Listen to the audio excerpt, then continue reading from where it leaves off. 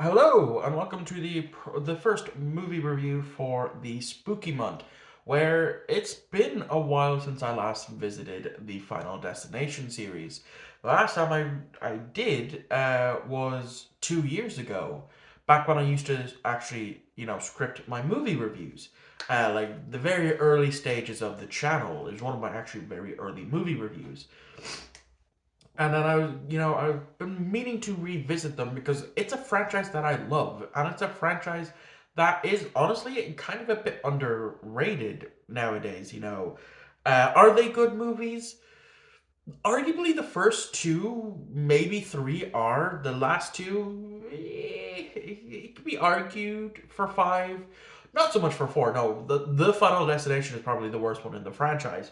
But still, like for horror franchises go and horror movies go, it has like flown like massively under the radar ever since five came out. And yes, they are working on a new Final Destination film called Bloodline, which, from my understanding, it might be basically where Death tries to take out an entire family line. Which, if that is true, that will be very interesting to see. But I'll of course definitely be going to see it because, like I said, I love this franchise, and it's been a while since I watched Final Destination 2. And I forgot just how well, I'm not going to say it is good. It's good. Some of the deaths are can be like very very gory, but not as gory as the likes of Final Destination 3, 4, and 5. Um, and the director who directed this would come back for the Final Destination, which would honestly, after watching this and then knowing what's coming for the Final Destination, is a bit of a letdown for the director because the director did a fantastic job for this film. Like I loved the directing style that he done. Not only that, but the writers that worked on this. There was three writers. There was the original writer and then the two writers that fixed up that script. Those two writers that fixed up the script would then, of course, work on The Butterfly Effect, which is another favorite movie of mine, which I'll probably get around to reviewing in the new year because I already have this month planned out, November planned out, and I'm assuming at some point I'll have December planned out.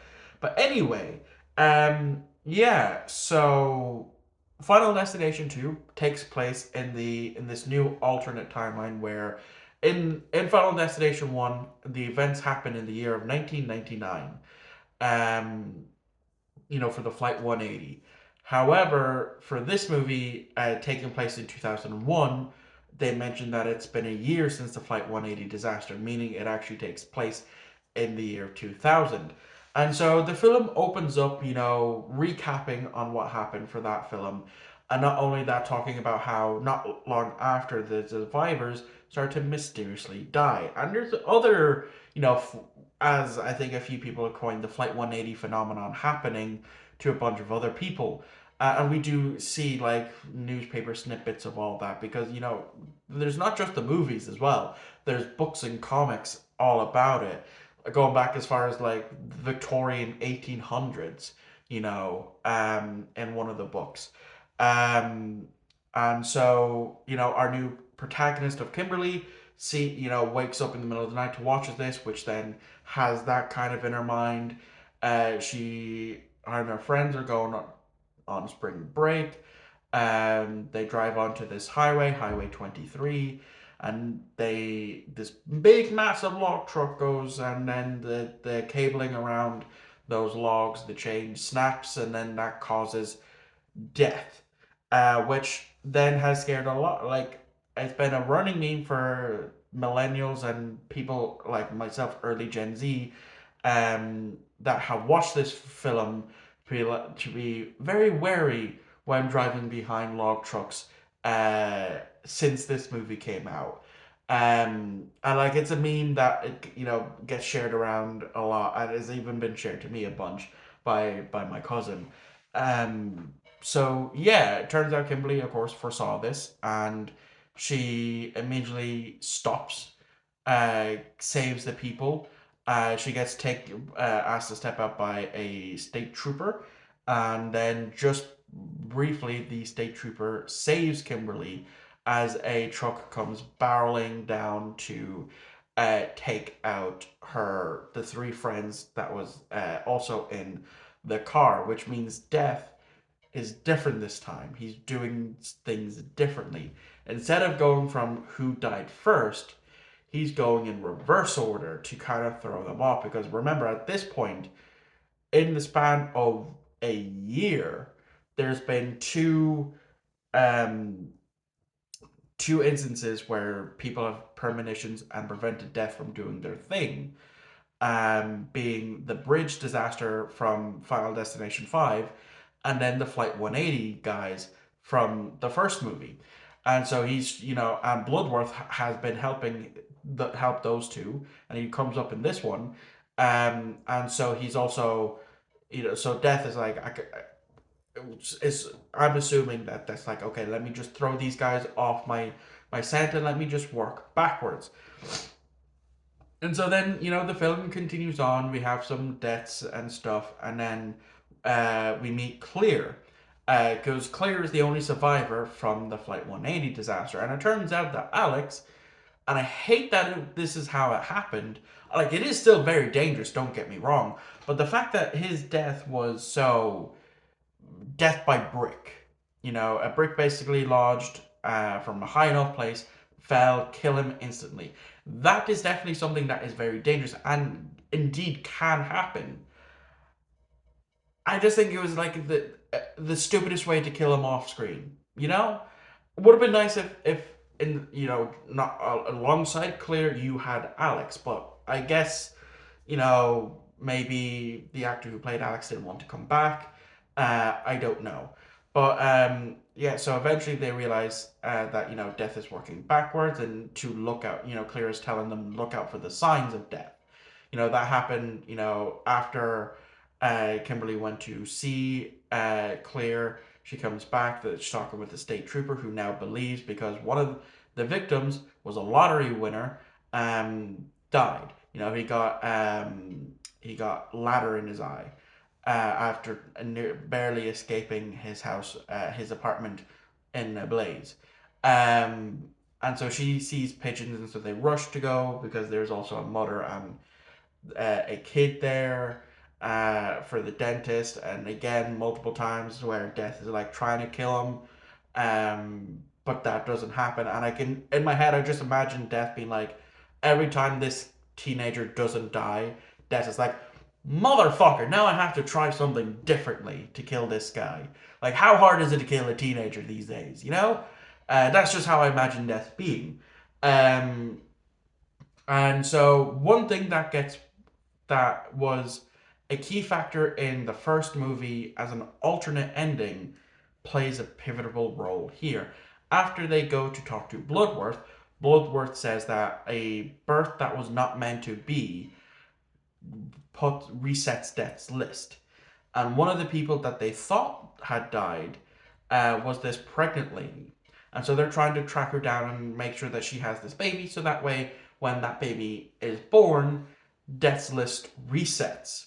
And as well as all this is happening, Kimberly's having a few more premonitions. She has a premonition of driving a van into a lake, thinking that it was the pregnant woman. Then, as well, of this doctor she thought was strangling the woman, but turns out was saving her, as we learn. But as they're on their way somewhere, I think it's the police station, um, they all realize that their lives have been on death's list for a while, and it wasn't the Route 23 disaster that had them there. You see, it was the reason why they're on death's list in the first place was because of Flight 180. Yes, you see, as things were happening, we Eugene was a teacher that was pulled to somewhere else because the teacher from the first one, she died, and that saved his life. The state trooper would have died in a shootout had one of their friends, I think it was Billy, not being decapitated, as well as another person would have gone to this ski lodge that had a massive gas leak, except for one of the characters was hit by a bus, and so basically everyone in this film was impacted some way or some shape or form by 180. And but eventually, that Kimberly, she realizes that it was herself after Clear and Eugene dies, and it's just those two left, her and the state trooper. She drives, drowns, dies, gets resuscitated. Death's list is reset. And then, but whilst this is happening, whilst they're actually on the way, your one went into labor. They kind of crash a bit, which is when two others get killed. Um, and one of them saves a kid from being hit by a van. Um, who the actor, I was like, hang on, I recognize that actor.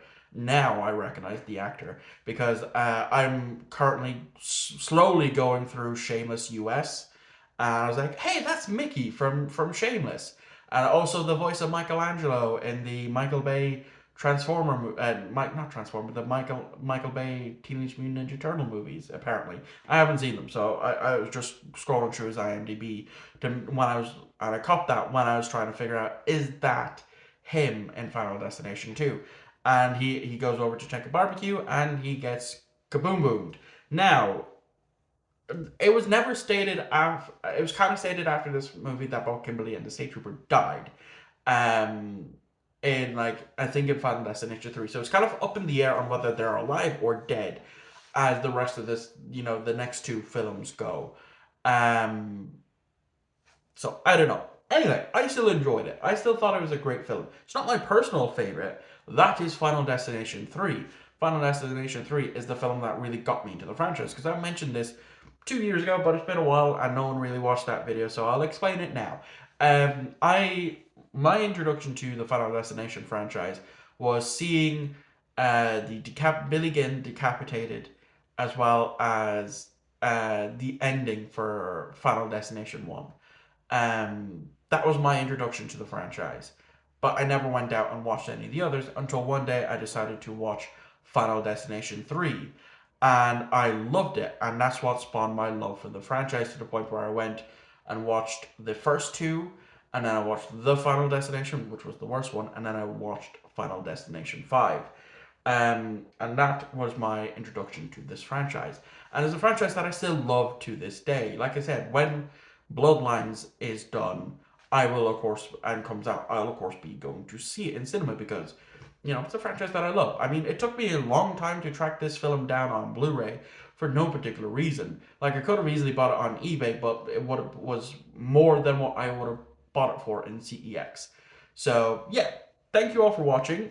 I hope you enjoyed. I shall see you all on Friday for my season 2 of the Orville review. Yeah, I'm actually filming this in the end of August, a little bit early, so I want to get a crack on these early instead of being like close to the end of the month by the time I finish everything.